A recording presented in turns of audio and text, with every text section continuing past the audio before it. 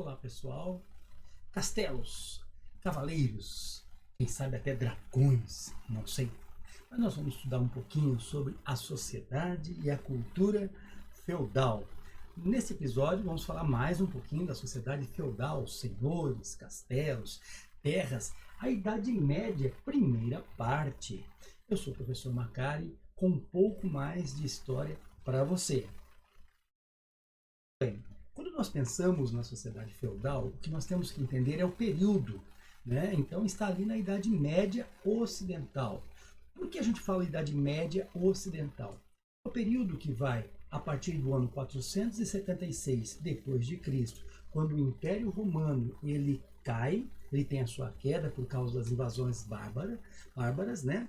E vai até o ano de 1453, quando o Império Romano Oriental cai com a invasão de Constantinopla pelos turcos otomanos. Temos aqui então neste mapinha, pode ver o mapinha aqui, que há uma divisão. A parte verde é o Império Romano Ocidental e a parte laranja o Oriental.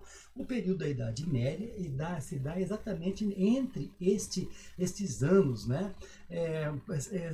Praticamente nós temos 1000 anos ali, um milênio, né, envolvendo toda a Idade Média. Muito bem.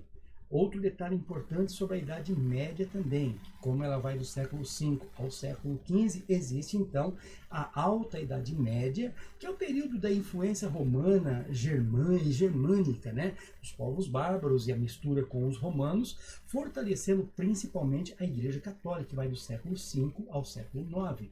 Do século IX ao século XI, nós temos o auge, que aí nós já temos a consolidação do feudalismo, a diminuição do colégio, do comércio, o fortalecimento ali do campo, da terra, da ideia de feudo. Temos ali, a partir do século XI até o século XV, a Baixa Idade Média, que é onde existe a crise do sistema feudal, né? E para nós entendermos tudo isso, nós vamos falar um pouco mais do feudalismo. Primeiro, o que é feudo? O que significa isso? Feudo é o direito que você tem de usufruir um bem, qualquer bem. Uma ponte, por exemplo, um pedágio, que você pode cobrar ali para as pessoas passarem por aquela ponte, por aquele pedágio, ele também é um feudo. Mas o feudo que nós vamos falar hoje é um feudo muito importante, que se chama a terra. A terra vale mais do que moeda, vale mais do que até mesmo dinheiro neste momento da história da Idade Média, né?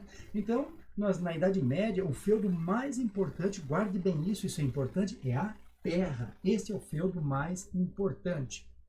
Quando a gente fala do feudalismo, é um sistema que envolve a terra. Nós temos que ver alguns elementos importantes. Por que o feudo se torna tão importante? O senhor feudal, às vezes, é mais importante do que o próprio rei. Primeiro, existe já uma influência muito grande ali dos romanos, né?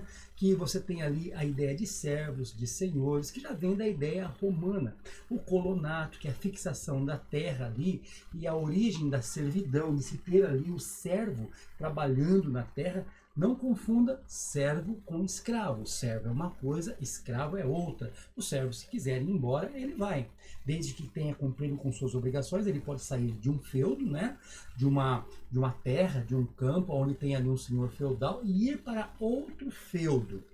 E nós temos também a ideia de vilas, né? Que são os famosos vilões, aqueles que se fixavam na terra ali, aquelas famílias que ganhavam, não tinham terra, acabavam ganhando um lote de terra próximo aos castelos por prestações de alguns serviços ali para o senhor feudal ou mesmo o rei. Mas lembrando, nesse período, o senhor feudal é mais importante do que o rei. O rei, para ser importante, ele tem que também ter um feudo, ser um senhor feudal. A influência germânica é muito importante, com comitatus, por exemplo, que é a dependência que existe entre os nobres, a ideia de sucerania e vassalagem, que nós vamos falar logo mais. A ideia aqui é a subsistência, ninguém está querendo ficar rico, no caso dos servos principalmente, e existe muito a economia agropastoril e um sistema de trocas por escambo. O direito consuetudinário quer dizer que cada feudo iria desenvolver, no caso ali, uma tradição, um costume diferente. Cada feudo tinha suas próprias leis.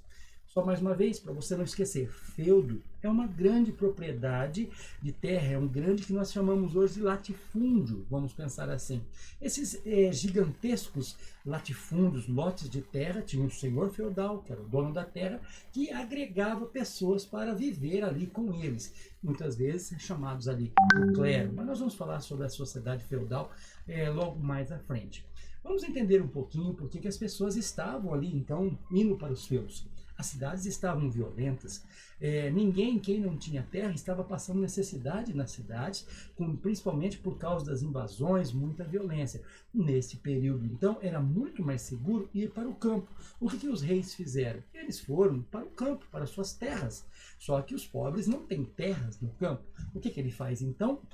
Eles vão morar nas terras dos reis ou do senhor feudal, o grande proprietário de terra. Necessariamente não precisa ser um rei, mas aquele senhor feudal vai então agregar aquelas pessoas mais pobres que não podem viver às vezes na cidade, estão passando necessidades, porque têm famílias, precisa comer, precisa beber, e ele agrega ali na sua terra.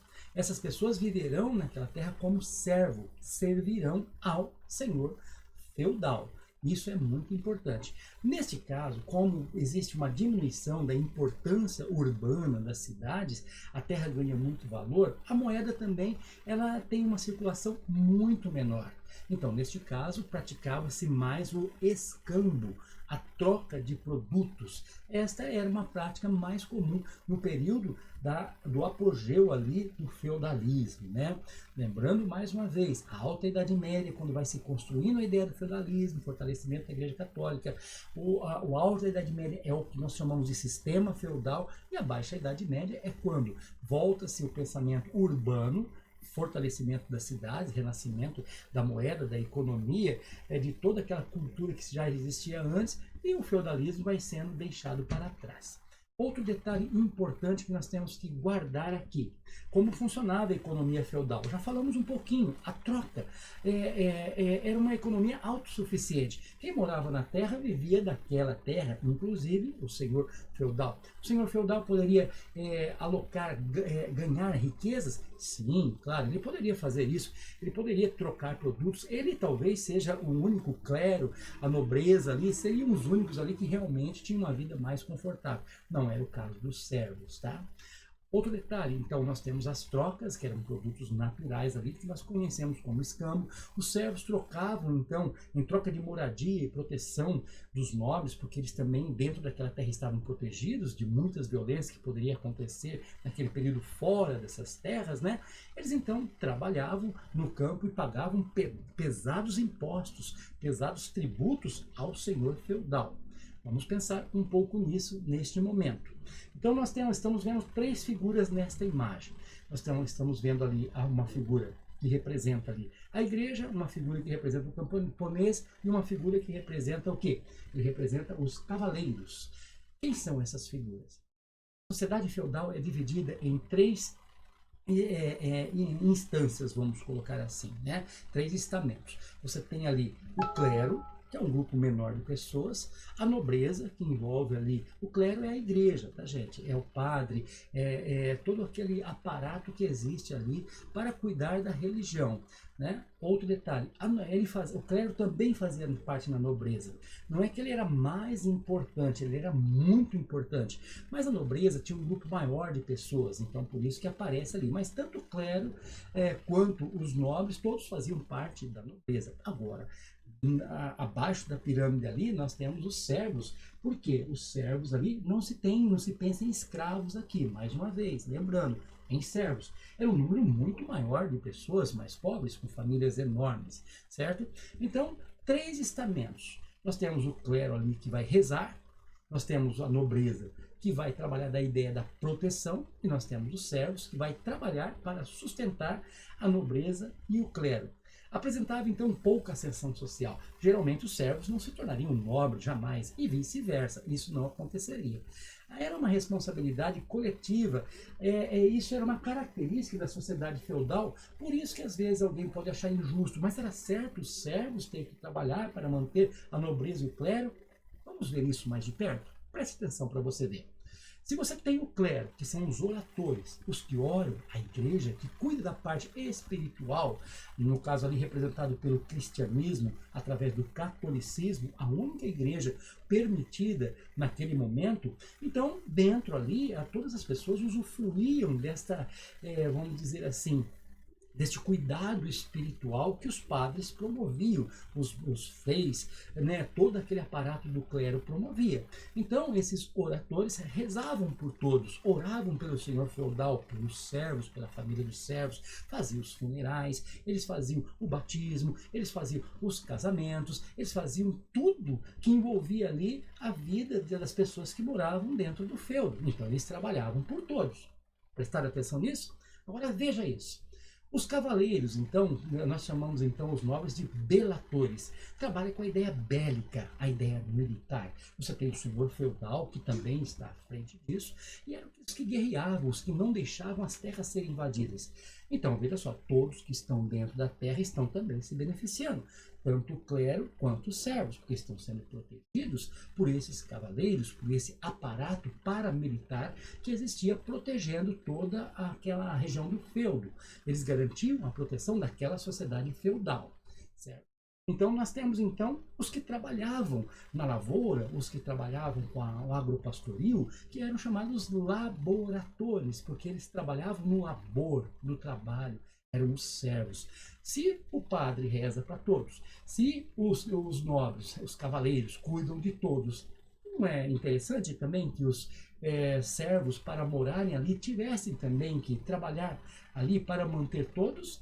Sim, não quer dizer que os outros não trabalhavam. Veja, no trabalho militar é um trabalho, a administração do feudo é um trabalho, a próprio aparato espiritual pela igreja também é um trabalho, mas na terra quem trabalhava mais era mesmo os servos. Eles trabalhavam e sustentavam, de certa forma, o clero por meio dos impostos que nós vamos falar um pouquinho.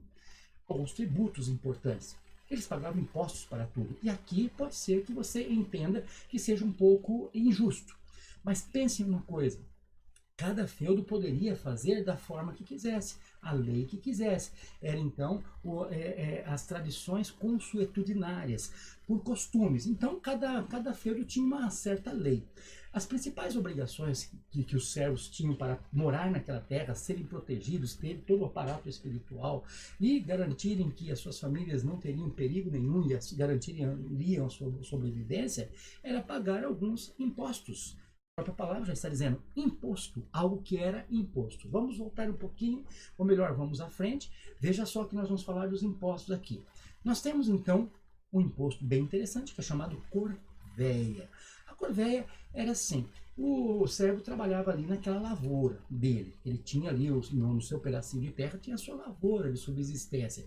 Mas existia a grande lavoura que era do senhor feudal. Então, nos dias que ele não cuidava das suas lavouras, ele cuidava da lavoura do senhor feudal. Não recebia alguma coisa por isso? Não, ele não estava morando na terra do senhor feudal. Então, ali, ele trabalharia para o senhor feudal. Tinha também um período, vamos ainda na corvéia, vamos pensar que ele trabalhasse 2 dias na sua lavoura, 3 dias, e lá ele trabalharia o restante da semana para o senhor feudal, aos domingos para a missa, né? Então, olha só, existia também um outro imposto chamado talha. A talha é o seguinte, da terra que ele tinha lá, que ele plantava, na sua lavoura de subsistência, ele tinha que dar uma parte para o senhor feudal, porque ele estava usando aquela terra. Então, ele também, de toda a produção, ele dava uma parte. Tinha as banalidades. Vamos pensar que o que ele plantou precisasse de alguns equipamentos, como um moinho, para moer o trigo, por exemplo. Então, ele teria que alugar esse moinho do senhor feudal. Tudo pertencia ao senhor feudal, qualquer equipamento, qualquer ferramenta que ele precisasse, que ele usasse do senhor feudal, tinha que pagar aluguel por isso. E tinha também outros impostos, como a mão de Pedro, que era o dízimo para manter o clero da igreja. Tinha também impostos com relação ao casamento, tinha impostos com relação ao funeral, que era chamada mão morta, né? Tipo uma assistência funerária que existia para garantir que ele seria enterrado naquela terra. Então ele pagava imposto para tudo, e muitas vezes é aí que aconteceria, ou acontecia, a exploração dos servos.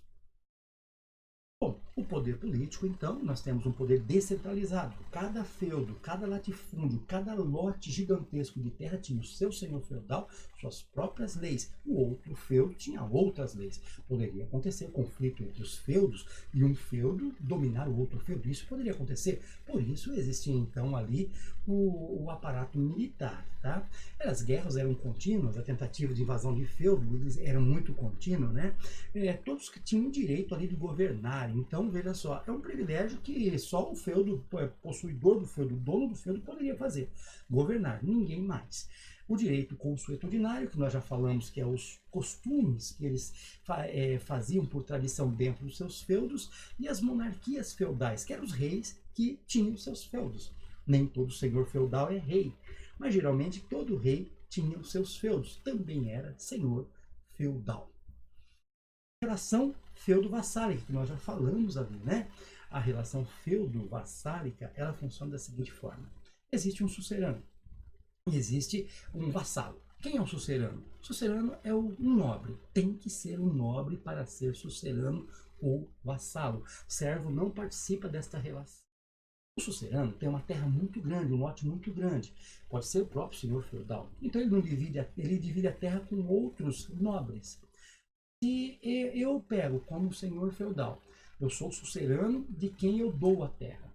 Sucerano é aquele que doa a terra. Vassalo é o que recebe a terra.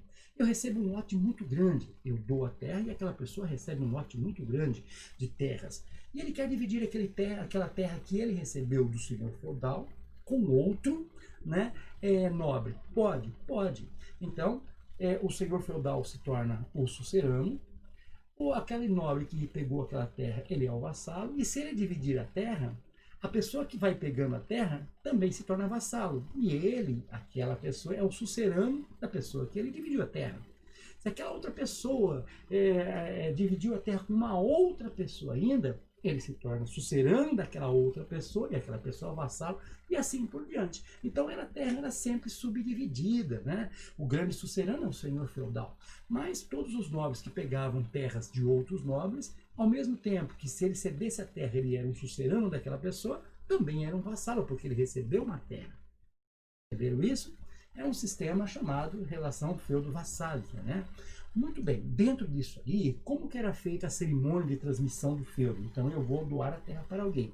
Era tipo um casamento, era selado com um beijo, literalmente ali, né? Chamado homenagem, um juramento de fidelidade do vassalo. O vassalo vai ajudar aquele feudo de todas as formas. Lembre-se, o vassalo aqui é um nobre, aqui não tem servos participando. A investidura é o ato de transmissão que é selado com um beijo, onde o sucerano vai doar a terra para a pessoa, e essa pessoa se torna um vassalo daquele sucerano, vai proteger aquela terra que ele está recebendo. Pode dividir aquela terra? Pode. Como eu disse, ele se torna um sucerano do outro. E aquela pessoa que dividiu, ela vai ser o vassalo dela, e assim por diante. Um detalhe importante, o vassalo poderia, então, doar parte do seu feudo. Ele doou parte do seu feudo, ele se torna sucerano para quem ele doou. Mas ele também é um vassalo do senhor feudal. Então as terras eram muito divididas. Para terminar aqui, já vamos concluir essa primeira parte aqui. Como se dividiu o feudo? Em 3 grandes partes. Chamavam-se mansos, né? O manso, você tinha ali o manso senhorial, é claro, onde estava às vezes o castelo, a casa grande do senhor feudal, você tinha ali os moinhos, os equipamentos, você tinha a grande lavoura do senhor feudal, tudo, a capela, a igreja, onde ficava o clero, ficava tudo no manso senhorial. Era a parte, manso quer dizer a parte, uma grande parte que pertencia ao senhor feudal. Tinha também ali o manso servil, que era parte do feudo onde ficavam os servos. Moravam em casas mais pobres, paupérrimas muitas vezes, tinha uma pequena plantaçãozinha ali de subsistência, né? E ele ali vivia ali com a sua família, não tinha perspectivas de riqueza ou de ascensão social, não era essa a perspectiva. Mas ele então vivia ali, pagando todos os impostos, fazendo todas as obrigações que ele tinha ali com o senhor feudal para viver em segurança naquele feudo. Mas existia também o manso comum, que eram as terras comuns. Isso preste muita atenção, isso é importante. As terras comuns eram onde tinha os bosques, os lugares mais montanhosos, porque o feudo você tem que pensar em terras muito vastas, né? Tem lugares ali que tem os rios. Então ali os nobres poderiam usufruir, caçando, fazendo tudo o que quisesse ali, mas os servos também poderiam fazer isso. Aquela parte era comum, tudo pertencia ao senhor feudal, mas tinha as terras comuns, que eram as terras que não eram agricultáveis, vamos dizer assim, florestas, bosques, rios, montanhas. Então eles usavam em comum, cada um tinha a sua finalidade. Os servos costumavam usar muito essa terra ali para produzir. Eles pegavam um pequeno lugarzinho ali e produziam algo mais ali para subsistência, não para ficar rico, para ganhar dinheiro, não era esse o propósito. As terras comuns eram usadas então tanto pelos nobres quanto pelos servos. Então, esse aqui é um modelo medieval, né? Geralmente um castelo, as terras divididas. Claro que neste desenho aqui você está vendo algo muito reduzido, é só para dar uma ideia. Mas aquelas matas que tinha ali, aquelas árvores todas, aquela seria o lado comum. Então tinha, né, o manso comum, que era comum aos dois grupos. Tinha o lugar do senhor feudal e tinha o lugar, é claro, dos servos. Cavaleiros, nós já falamos, eram geralmente filhos dos nobres que se tornavam, entravam na vida militar para proteger aquele feudo gigantesco, diga-se de passagem, né? Então o feudalismo vai ter muita ideia de castelos, porque às vezes, para se proteger, castelos com... porque poderia acontecer traições, né? A divisão daquele feudo com a sucessania e vassalagem, poderia sim um vassalo se levantar contra o senhor feudal. Nesse caso, poderia se unir com outros vassalos. Então, o senhor feudal às vezes se protegia num castelo, com fossos, tudo aquilo que você vê nos filmes realmente existia de fato. O rei geralmente morava nesses castelos. Algo interessante aqui, ó. Muitos castelos que nós vemos na Europa antigos eram, na verdade, parte de antigos feudos, né? Era a casa do senhor feudal, naquela época ficava no manso senhorial, né? Então, eles se tornaram os grandes castelos que nós vemos hoje em muitos lugares, principalmente, claro, da Europa, né? Então, gente, é isso. Nesta primeira parte, aprendemos um pouquinho sobre a sociedade feudal. Depois nós vamos estudar um pouquinho mais sobre a cultura feudal. Então, assistam a parte 2. Ficamos por aqui. Um beijão no coração. Valeu, até a próxima aula. Tchau, tchau.